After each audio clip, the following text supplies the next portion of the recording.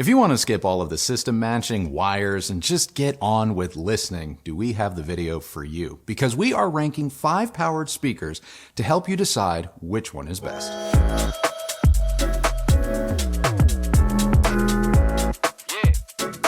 So who's in the running? Well, we've got the Fives from Klipsch, the ELAC Connect from Mission, SVS's brand new Prime Wireless Pro speakers, ELAC's debut Connect, and the Ethos speakers from U-Turn Audio. We're going to judge these speakers based on how they perform in 5 key categories: connectivity, usability, sound quality, volume, and value. Hopefully, by the end of this video, we're going to have a clear winner.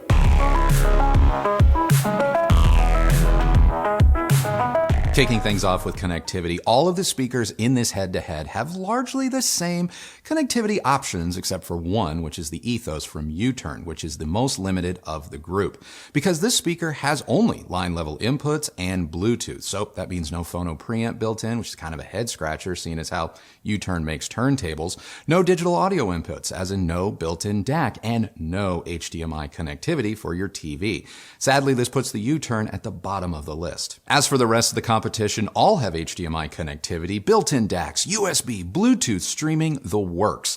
SVS, ELAC, Mission, and Klipsch all score high in the connectivity department, with the Klipsch and ELAC getting bonus points for including a built-in phono preamp. So, if you listen to vinyl, these will be your better options. Now, if you're not in need of analog inputs, both the SVS and Missions rank equally high for digital and streaming music. Sadly, the SVS did have HDMI issues, specifically connecting to our TVs via HDMI and playing back sound without having to power down and restart the speakers. So the ELAC ConneX get honorable mentions here.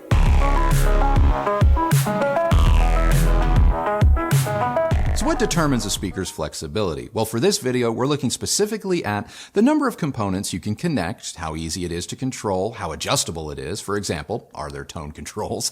What is the speaker's placement flexibility? All of these things contribute to a speaker's overall flexibility in your home. Starting with the U-Turn, once again, the Ethos scores a bit low. Limited in their controls, adjustability, and, well, usability beyond the near field.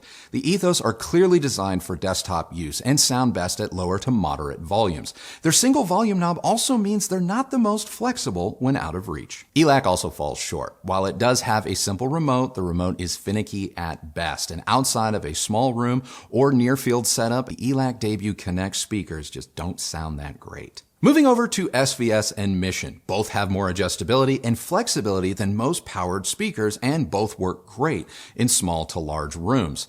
But the winner for flexibility are the Fives. They work virtually anywhere and can be expanded upon with the addition of a subwoofer, and finally have a fully functioning app that lets you not only change between different factory sound profiles, but also save one of your very own.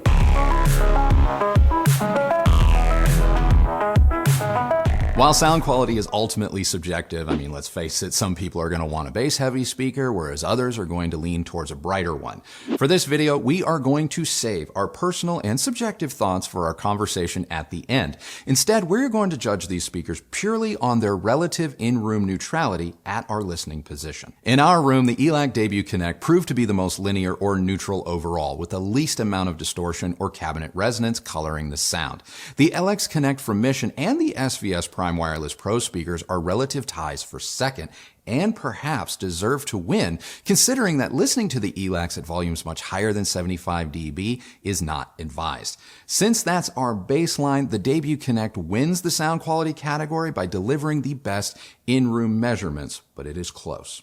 If you are a big fan of mid-range or vocal clarity with a touch of boost in the bass, the Ethos may be worth a look. The Fives, on the other hand, are going to be a bass lover's dream with considerable energy down low, making them feel and sound larger than they really are. But from the factory, the Fives with zero adjustment were the least accurate in this test. However, thanks to their app, when adjusted, they can come close to runner-up status.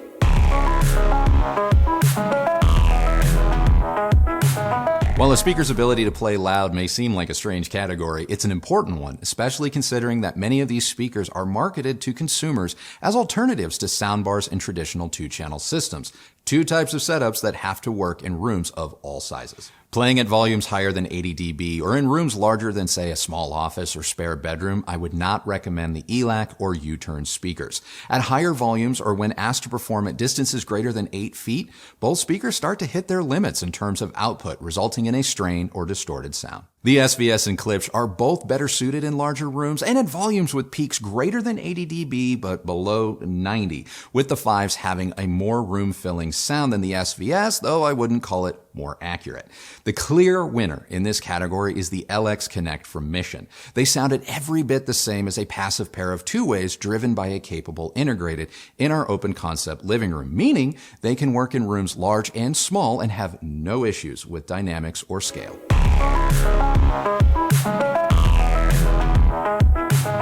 Who doesn't love a good value? On some level, all of the speakers in this video could be considered a value. I mean, after all, none require you to system match, which can be its own special kind of hell, not to mention expense. As of filming, the U-Turn Ethos speakers retail for $549, and while they are limited in more ways than one, they are the best built speakers of the group with hands down the nicest finish. That said, in terms of overall value for money, they do not win out here. The ELAC Debut Connect is the next cheapest speaker on this list, and at just under $600, in terms of fit and finish, they look and feel the cheapest. Now, build quality doesn't automatically determine value, and had the ELAC shared the U-Turn's build, we'd have a serious fight on our hands.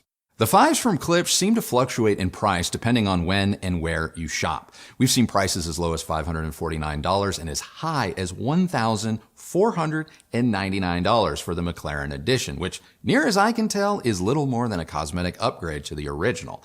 At or near $549, the Klipsch is still a very good value for money speaker. But at $14.99, I would wholesale skip it. Also worth mentioning, after more than a year, the fabric on the grills have started to loosen and sag, detracting from the otherwise tailored design. The Prime Wireless Pros retail for $799, which puts them near the top end of this little shindig. But for the money, you are getting a competently built speaker that has a pretty comprehensive list of features and sound quality to match. Yes, they cost more than the Klipsch, but they have a more even sound from the factory in comparison. They nearly match the flexibility of the Fives as well. Build-wise, they may not have the same finish as the U-Turn, but the SVS speakers are nevertheless built to a high standard, though I wish the brand would update their design language just a bit. At their original asking price of almost $1,700, despite being great speakers, the Mission LX Connects are not going to win any value awards. However, as of this taping, they are on sale for just under $850, which puts them in the same ballpark as both the SVS Prime Wireless Pros and Klipsch Fives. So who wins?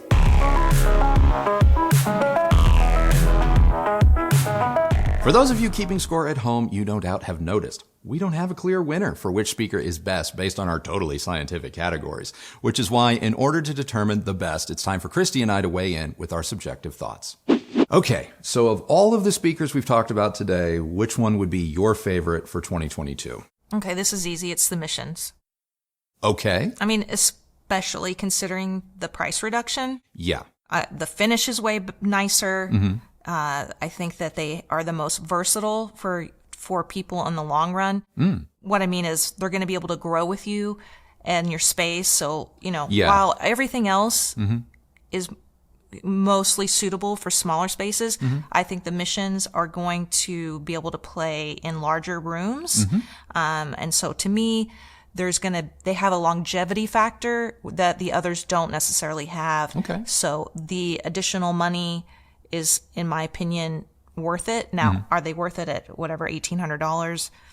That is where, I'd have to rethink things, but on sale as of this review or video, whatever the hell you want to call it, I'm going with the Missions. Okay. I still like the Fives, the Klipsch. Kind of want to throw a party for them, considering they finally got their app worked out.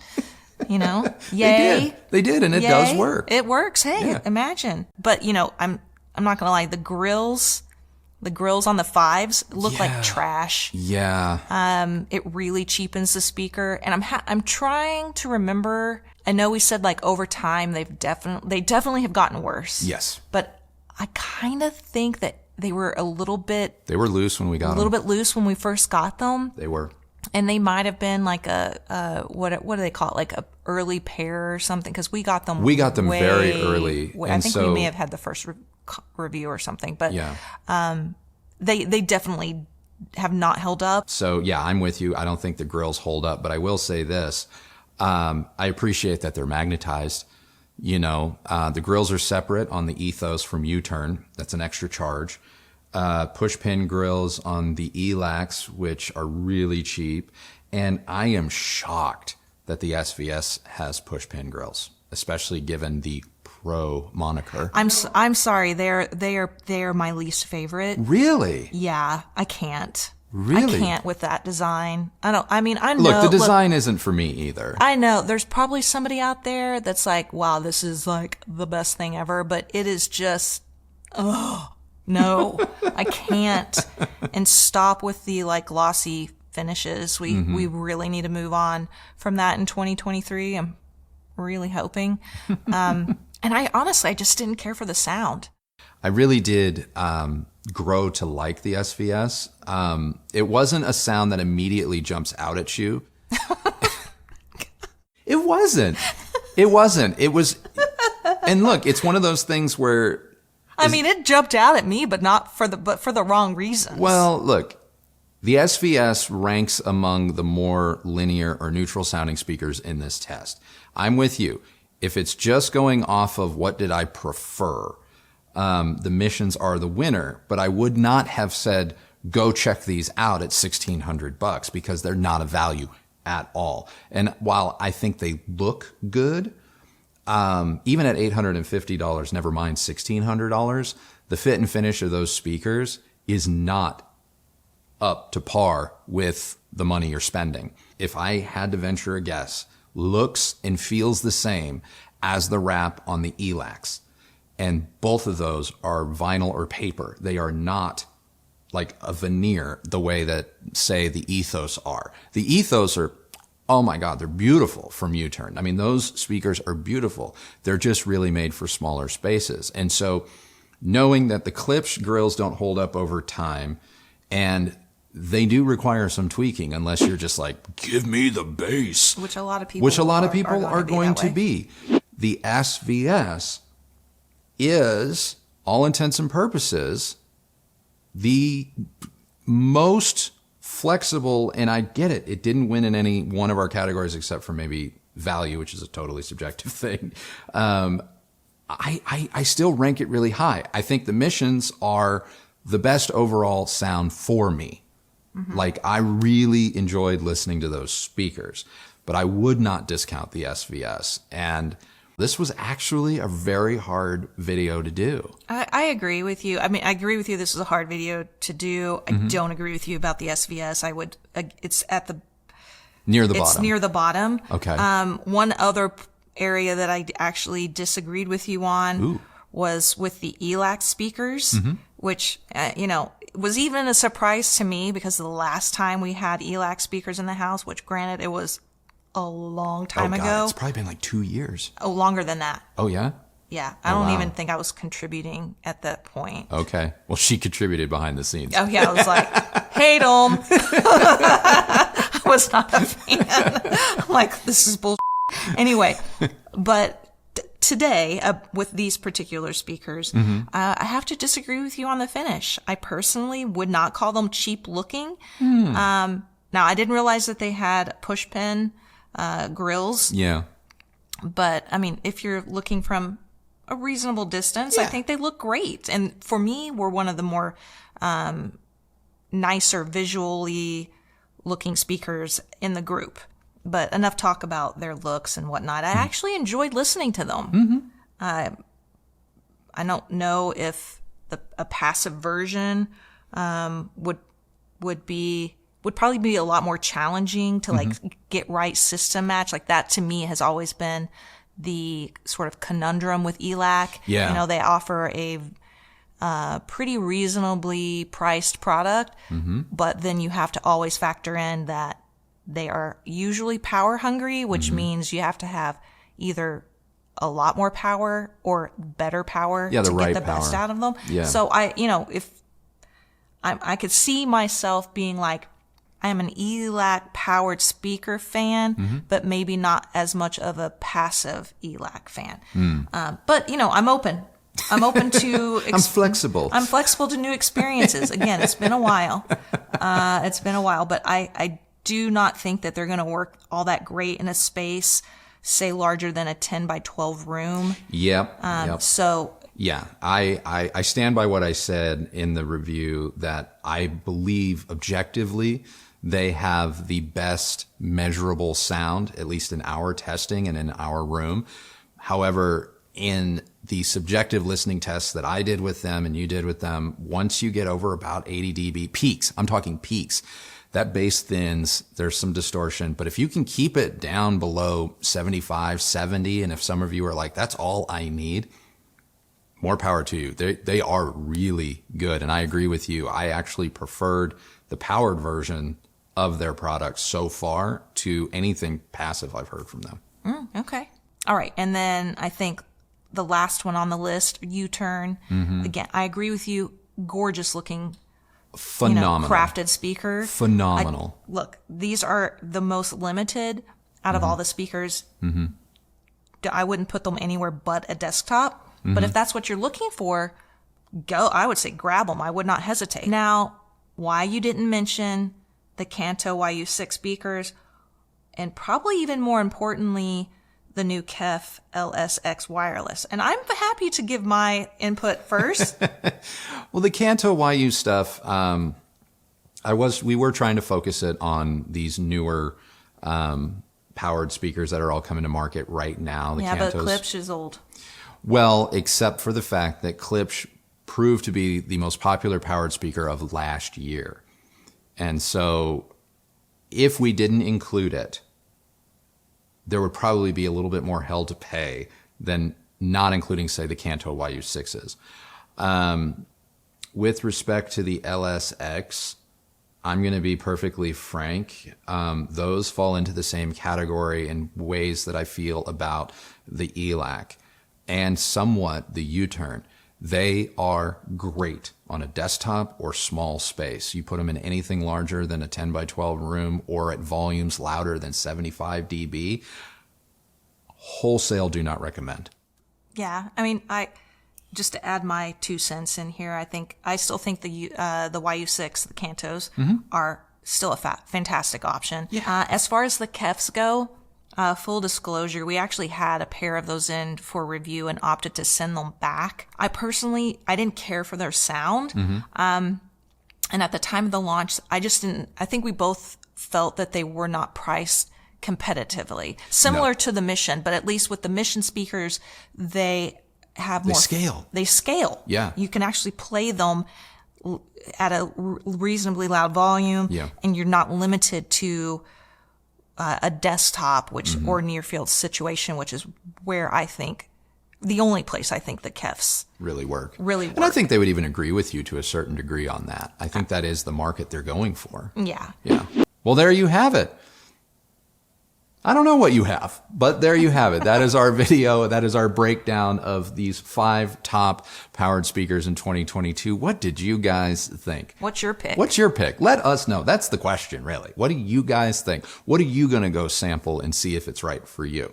If you like this video, please do give it a thumbs up, like, and subscribe. Go ahead and ring that bell so that you're notified when new videos come out. If you use any of the links that Kristi left for you down below, know that that is a great way that you've continued to show your support for this channel and the work that we do here. And both of us thank you very much for doing that. Follow me on Instagram at Recovering Audiophile, and that is it for us today. So remember, the only person who has to like the sound of your system is you. So happy listening, everybody. Thank you so much for watching. We'll see you on the next video. Bye.